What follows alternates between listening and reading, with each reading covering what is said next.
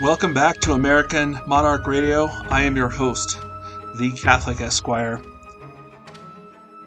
So, we're going to finally take a dive into some substance here, and I wanted to not waste any time with this. It's important we lay the groundwork for future episodes, future discussions, future articles that you can find on AmericanVonday.org, the website that supports this radio show, this internet radio show, along with other podcasts and written articles. The point is to awaken, enlighten modern Americans as to the reality of our situation in this world today. But in doing so, we have to go back into time and we have to look at our principles, our fundamental foundations as a nation, as a country. As I talked about in the first show we did, I bought into the Americanist idea, the Americanist religion. And yes, I do believe it is a religion. It's a religion in the sense that we as citizens are asked to accept certain dogmas or ideas and not deviate from them, regardless of the truth, regardless of what actually happened in the past. And it's both the left and the right that push this narrative. Now, it gets very confusing because in the modern world today, we see this huge divergence between what we perceive to be the left and the right in this country, the progressives and the American conservatives. And indeed, I mean, there's major differences between them, and I'm not entirely sure they can be reconciled. This is an ongoing problem and has been for years. And certainly, if you ask any hardcore right wing American conservative whether he agrees with anything that a progressive leftist, maybe even a self proclaimed socialist, would adhere to, he would laugh in your face. Same thing for the other side. If I go into the middle of Portland, Oregon, and I ask them about whether they'd agree with the typical uh, right wing political narrative coming out of maybe Florida these days or somewhere in the South, Texas, these where the the the right wing is supposedly um, you know trying to destroy the rights of the women and the minorities, they would laugh in your face.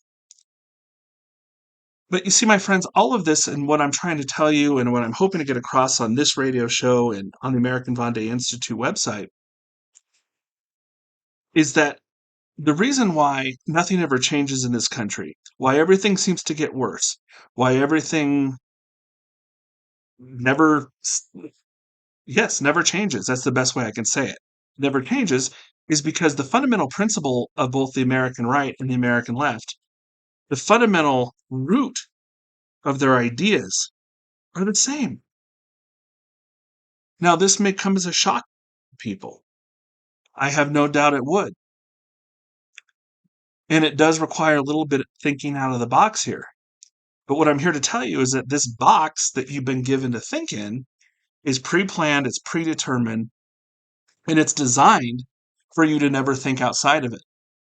It's intentionally designed to make you think there's this conflict between the left and the right and this back and this forth and the pendulum swinging back and forth between the two, and it's just a matter of making sure you get out on the street and vote for the right guy and work a little harder than the other guy to get your guy in, and that's the good old American way to do it. Well, my friends, that's part of the myth. That's part of the American mythology that's been handed down to us since at least the Declaration of Independence and since then. And so, what I wanted to do is give you a little bit more background. We're going to go a little bit deeper than the Declaration of Independence, go back in time so I can show you this chain of ideas. And it's going to shock you because what you're going to see is that your typical modern hardcore leftist progressive shares in common the same ideological fundamental roots as your hardcore American loving right wing conservative. Now, again, I'm not here to insult anybody. I would have considered myself a liberty-loving, hardcore right-wing American conservative 10 years ago. But as I researched this, as I came to grow in my own faith, but it required much research because this stuff is not easy to find. As I grew in my faith and researched books and articles that most people never read, quite frankly, I came to realize that this so-called dichotomy between the left and the right in America today is an illusion.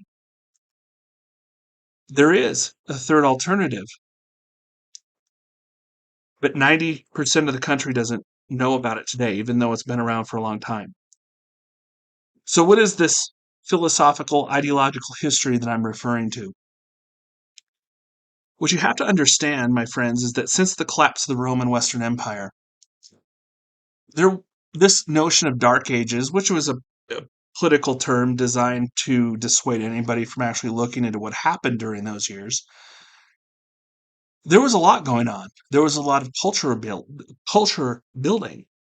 There was a lot of society and community building during this time period between the collapse of the Western Roman Empire and about the 1500s. So a little over maybe 1,000 years. There's 1,000 years of societal development that continually gets overlooked. It gets poo-pooed as Dark Ages. And of course, if you go to any college today, they're going to tell you how terrible it was in the Middle Ages and medieval times, but really it wasn't. Certainly the technology wasn't there that we had today. But when we talk about what it means to flourish as a human being, when it talks about to not just maximize your profit, not just become rich and wealthy that some others would want, but really to become more holy, to become more closer to God, to to fulfill the actual purpose of life. In many ways, that was so much better during that time period. But what I want to talk to you today about is what happened after that, after this period of growth and development in Western Christendom.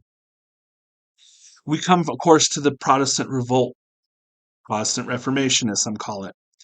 And this was the beginning, really, of this rejection of the church, of Christ's church. But more importantly, it begins the process of the development of a liberal ideology. Because what I'm going to show you, my friends, is that modern conservatives and modern progressives, they're all liberals. Different flavors of liberalism, but liberals. So how did we get to this point? Well, of course, and I'm going to assume some background and knowledge of the difference between Catholics and Protestants. But with the Protestant revolt, one of the biggest disagreements, perhaps, between the Protestants and the Catholics is human nature, the difference on human nature. The Protestant will tell you, Luther, and then certainly Calvin developed this more, and this is true for most of these ideas. Calvin really put a lot of flesh to ideas that were really in infancy for Luther. But the Protestant will tell you that man is corrupt. Man is hopelessly corrupt. And his nature remains corrupt, even though Christ came into the flesh and died at Calvary in satisfaction for our sins. They will tell you, despite that, human nature remains corrupt. Certainly, Christ made it possible for us to gain eternal salvation, but even when we die and go to heaven, we're still corrupt. It's really just a matter of this grace covering up our corruptness. It's not a matter of renewing the person at all. That apparently to the Protestant is just impossible. It's this depravity that we cannot overcome. And because of that, what we do in our lives in this earthly realm doesn't matter. Because no matter what we do, we're still going to be corrupt, depraved, human beings. And if what we do doesn't matter, if our works don't matter, the only thing we have left is just faith in Jesus. And so if we have faith in Jesus and we that faith is authentic, then we can be saved. That's what the Protestant will tell you. The idea of sacraments, the idea of a church that provides sacraments in order to give us grace in this world for the salvation of our souls is nonsensical to a Protestant who accepts this notion of total depravity. Because see, we can never be clean as a human being, even though we're in heaven. Now, this is important because what we have now here is this separation. We have a separation of the temporal earthly world and the divine. We have this separation of the temporal and spiritual realms. Because whatever we do here really at the end of the day doesn't matter so long as we have faith. And there certainly is, according to the Protestant, the idea of a natural law based on the nature of a human being. But remember, the nature of a human being is what? It's depraved. That's right. So it's depraved human nature. And then, of course, there's the eternal law, the divine law. But they have to be different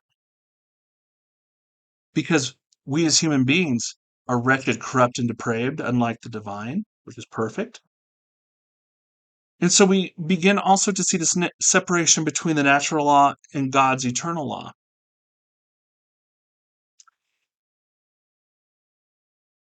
From this, if you accept the Protestant belief, the Protestant ideology there, you still have to, even if you do so, you still have to deal with the material world because we still live in it.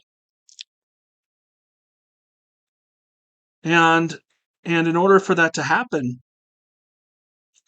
there has to be a development of some type of human law to guide us and to govern us. But remember, any type of law that's going to be applicable to us down here in this wretched earthly realm of depraved sinners is going to be different from the divine eternal law, which according to the Protestant is only revealed to us not through a church or through a church's ministers, but only through Holy Scripture. And so we have this world of the faith, and we have this world of our earthly lives. They are separate and they're distinct, and they're each governed according to their own laws. Now, what I have to tell you is this is totally foreign concept to a Catholic Christian worldview prior to the Protestant revolt in the 1500s. Because Thomas Aquinas, who is someone you should all read for his opinions and ideas on the natural law, what he told us was that the natural law, that law that's printed into our hearts, as St. Paul taught us in Romans, what St. Thomas told us is that the natural law is really a participation in the eternal law. It's really a concrete realization of God's eternal law. And in that sense, they're united. But under the Protestant version, the natural law becomes secularized to only include the ideas of men that are shared by most or all men.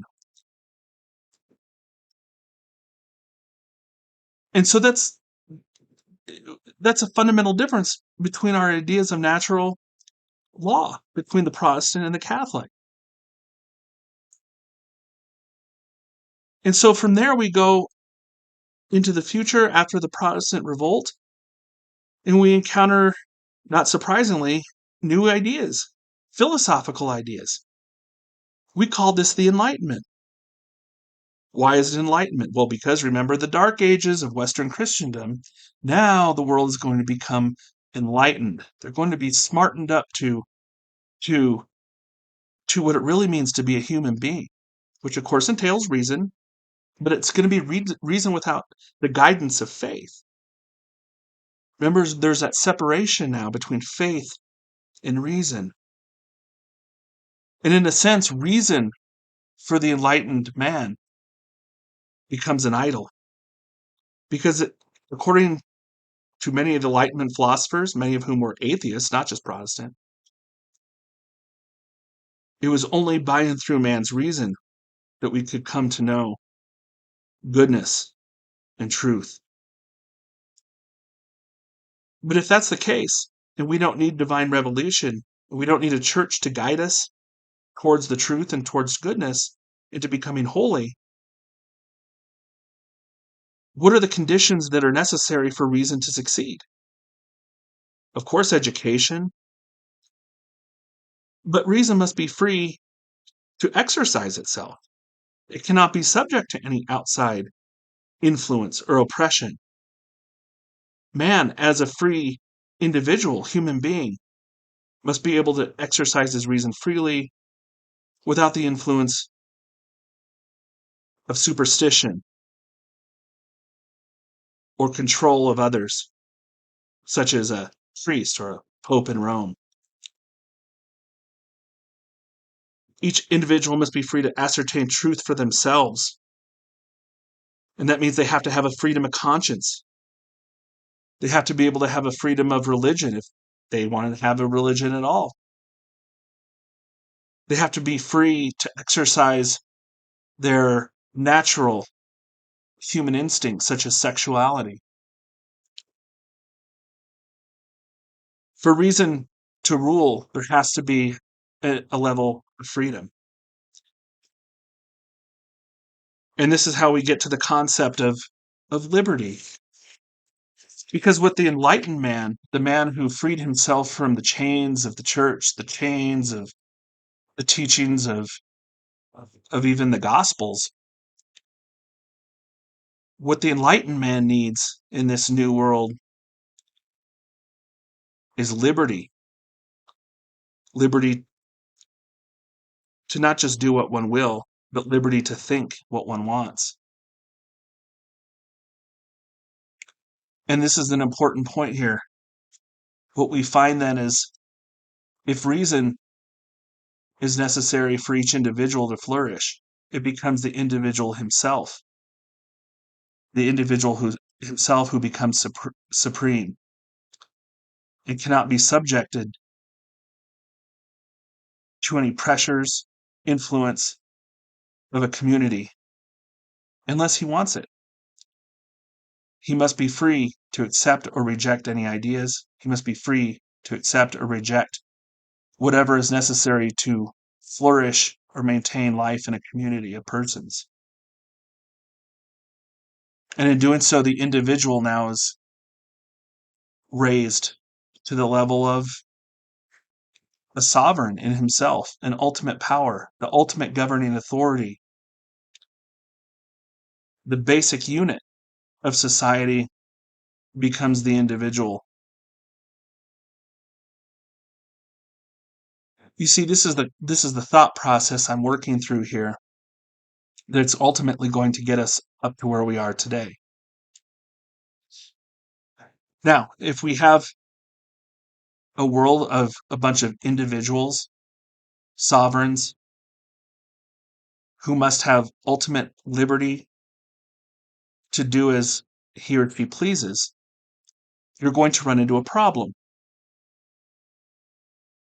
John Locke certainly recognized this, because what happens when the will of one person conflicts with the will of another person? What happens when one man wants to cultivate the same piece of land as another man? Well, we have to have a way to resolve this dispute. Otherwise, everyone's just going to kill each other. Because, my friends, in this world, this Protestant world that's been created by rejecting the church, the idea of man working with others to become more holy, to purify himself, to receive sanctifying grace, becomes pointless because it's not possible. Remember, we are depraved individuals. And now here we are in this hypothetical world of no authority whatsoever other than individual sovereigns running around trying to kill each other at the end of the day, because we are sinful human beings. And so this is where the need for a government comes in. And this is what Locke is talking about when in his second treatise on this state of nature, which of course never really existed. But he's trying to make the point that there had to be some way for human beings to coexist, as depraved as they were. And this is where government comes in. And if this is the purpose of government, to keep people from killing each other so that everybody can thrive and not die, this also will inform us what we should think about government. Now, of course, lost in all of this idea is the idea of what is ultimately true, what is the point of life, what is the point of law.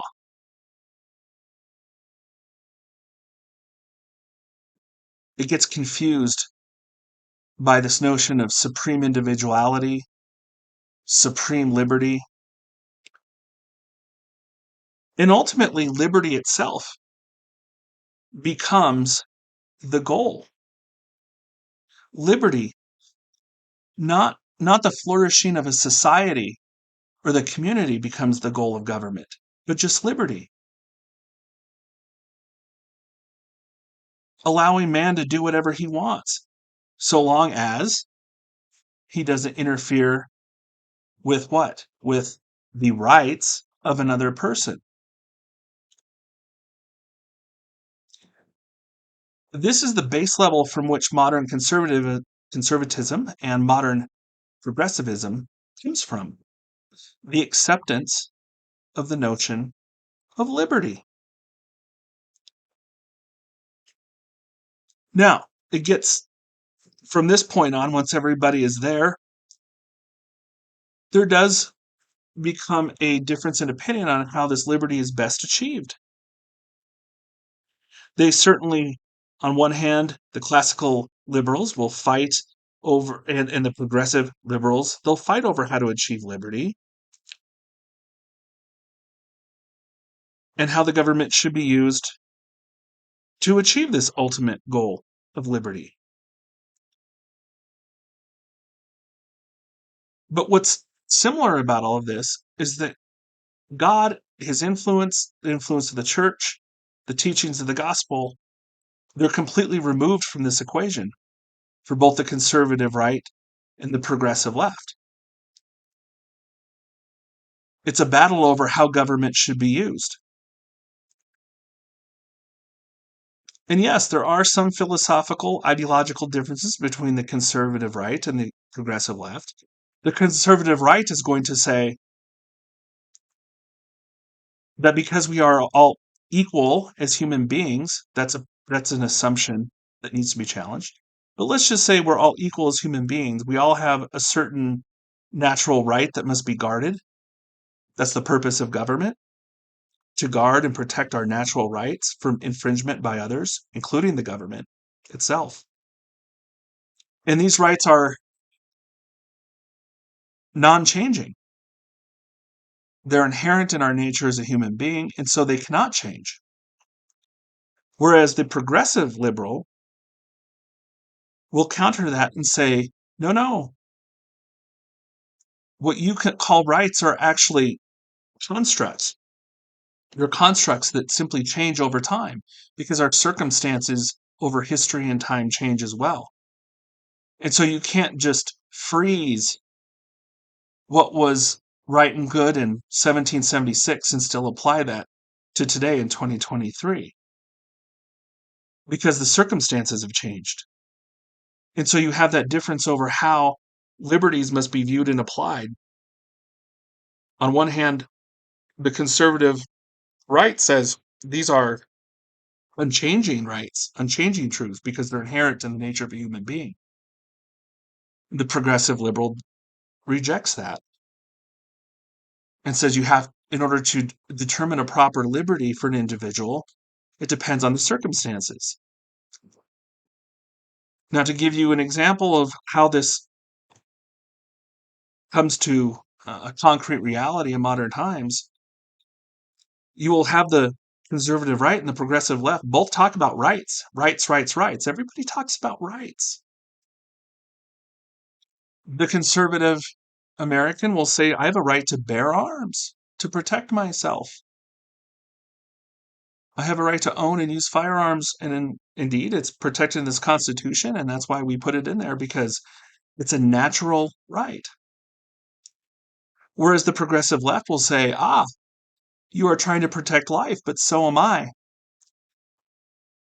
Therefore, we have a right to health care. Because just as you may use your weapon, your firearm,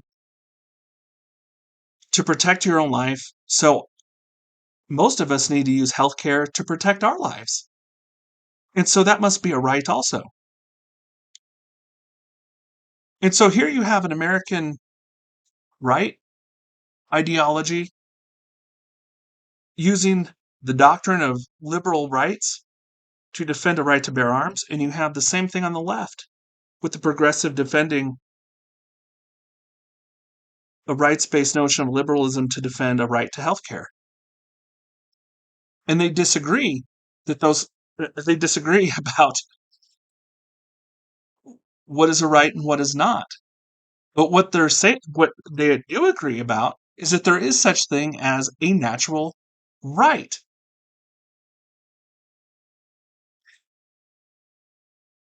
And this is the point of what I wanted to talk to you about today. The ideologies, the beliefs of the American right and the progressive left, they come from the same notion of raising the individual to be supreme,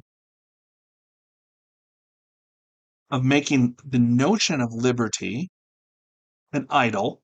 Not that there isn't such thing as a need to be free to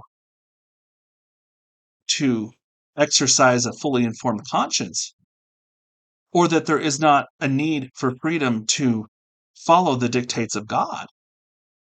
That certainly is true, and that certainly is the correct way of viewing freedom and liberty if one also accepts the idea that God and Christ have a role to play in our civil and social affairs in this world.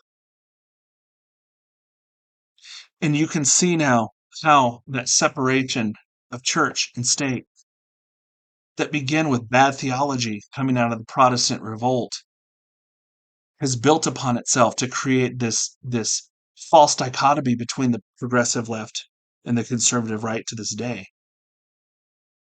where they fight against each other while the truth of the reality is sitting out there, and it's been there the whole time in the background, but it's something no one's willing to look at.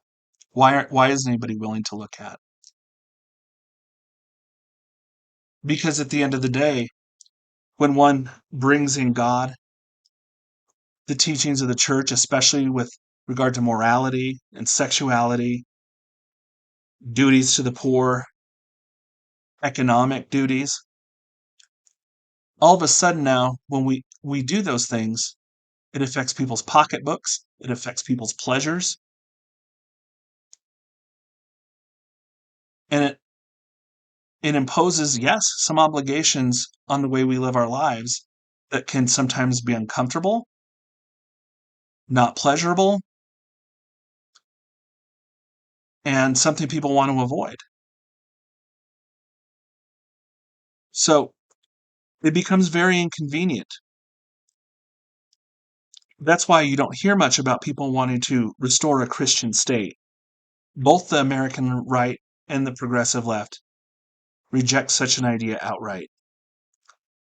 My friends, what I wanted to do today was trace this line of ideology and philosophy to show you the common root. There's certainly much, much more to dive into.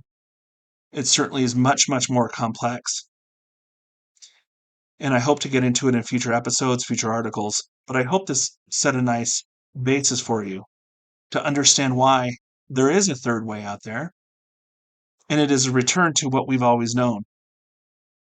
Western Christendom, and integration of church and state for the benefit of the common good, and ultimately the benefit of eternal souls. Thank you for listening. Have a great day.